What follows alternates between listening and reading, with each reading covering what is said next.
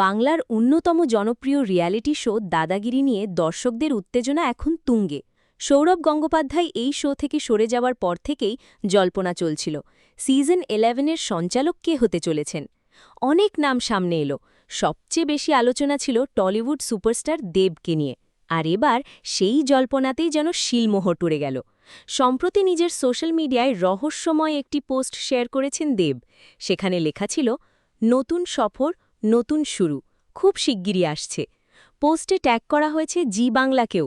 এরপর আরেকটি টিজার ছবিতে দেখা যায় দাদা শব্দের সামনে দাঁড়িয়ে রয়েছে একটি পরিচিত অবয়ব, আর সেই অবয়ব যে দেবের তা বুঝতে খুব একটা অসুবিধা হয়নি কারও। শোনা যাচ্ছে এবার সিজন 11-এর হোস্ট হিসেবে দেখা যাবে দেবকেই। রাজনীতি, অভিনয়, প্রযোজনা, পরিচালনা পর আরও এক বড় দায়িত্ব নিতে চলেছেন তিনি। তবে সবচেয়ে বড় প্রশ্ন একটাই, সৌরভ গঙ্গোপাধ্যায়ের মতো জনপ্রিয় সঞ্চালকের জায়গা কি পূরণ করতে পারবেন দেব, নাকি দেব নিজের স্টাইলে দাদাগিরিকে নিয়ে যাবেন এক নতুন উচ্চতায়? সেটার উত্তর মিলবে খুব শিগগিরই। আপনার মতে দাদাগিরির নতুন দাদা হিসেবে দেব কি সঠিক পছন্দ?